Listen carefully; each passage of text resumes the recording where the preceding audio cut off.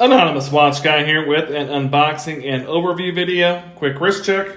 Wearing the Flederman Von Riest Hanoverian today. Really awesome watch. Stay tuned for the full review on that one. But today I have a watch from a brand that I am a fan of.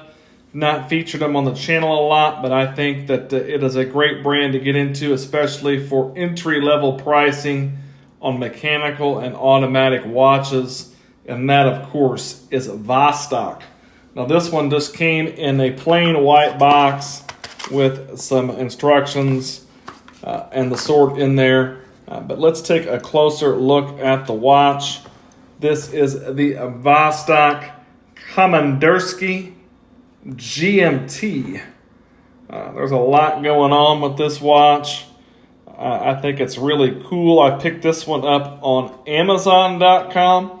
Amazon, at least in the U.S., is a good place to pick up some Vostok watches. I've gotten several from Amazon, and I saw this one when I was browsing around, and I said, you know what? Let's pick that one up because I've not really seen a lot of GMT Vostoks, and I thought this one was particularly cool. This is a 42 millimeter watch. It is 48 millimeters. Lug tip to lug tip. Actually, just a little over 48 millimeters. I think it's about 48 and a half lug tip to lug tip. You do have a 20 millimeter lug opening on this one. It is a screw down crown that is unsigned. Gives you 200 meters water resistance.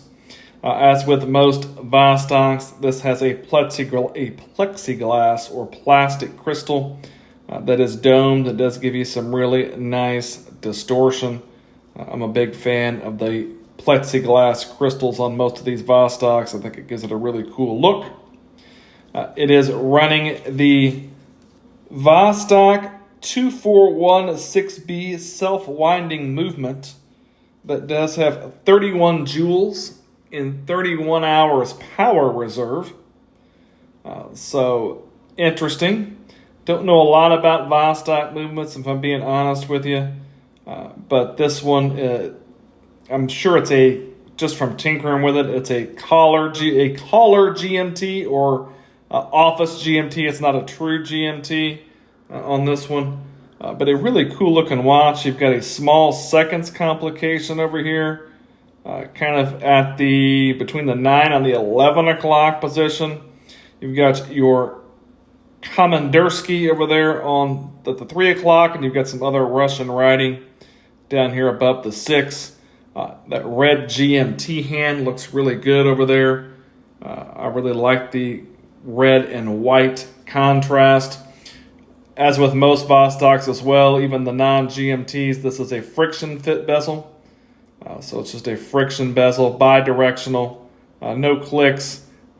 This one is somewhat snug. It's easy to turn, but some of these Vostok bezels actually feel a little bit loose and would be easy to move if bumped. This one does feel like it's a little bit more secure. It is all 316L stainless steel, and it's going to be a entirely brushed finished for the most part. Some really nice brushing on the case. Vostok watches aren't really models of outstanding finishing, but they are kind of military style watches for the most part, tool style watches for the most part, and they definitely fit that aesthetic. One thing I didn't mention was the thickness on this one. If you do notice, it does have kind of a belly on it, and with that domed crystal there, I measured it 15 millimeters thick, not counting the double pass NATO. So this is a little bit of a chunky boy. Again, it does have 200 meters water resistance, so that kind of plays into it a little bit.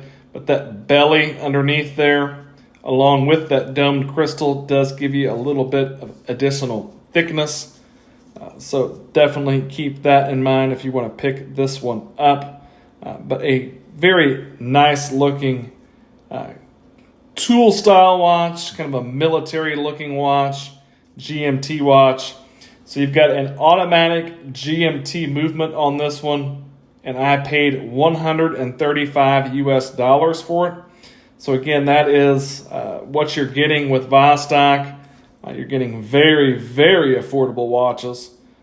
So if you want to get into the field of mechanical or automatic watches at a very affordable price point, Vostok is the ticket. It does come on this nylon double pass NATO with stainless steel hardware here. None of it is signed. Just a standard black strap. Then on the back of the case, we have the Vostok logo there in the center, as well as kind of a circular pattern and some writing around the back of the screwed-in case back. But a very cool looking watch. Definitely a fan of this one. Let's take a look at the lume on the watch. This one does have a little bit of lume, and then we'll see what it looks like on my 7.5-inch wrist. Here you can see the lume on the watch, and honestly, it's not too bad. The triangle up there at the 12 o'clock position is lumed. You've got a lume plot at each indice, a decent amount of lume on the handset, and you can see the triangle on the GMT hand also lumed. Not too bad for a watch that comes in at around $130 US. No complaints for me on this one. Not too bad. I don't know if it's C3 or not, but it's definitely got a nice green glow. But there's the lume.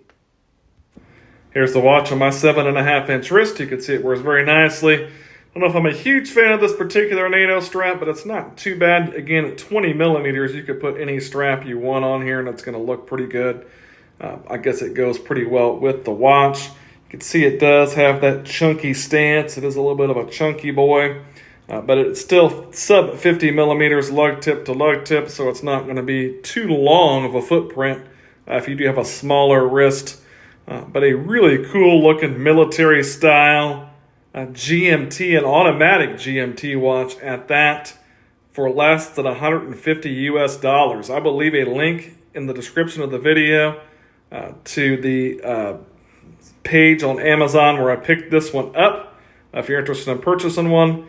The Vostok Komandirskie GMT. If you liked the video, give me a like, maybe subscribe to the channel. Thanks for watching.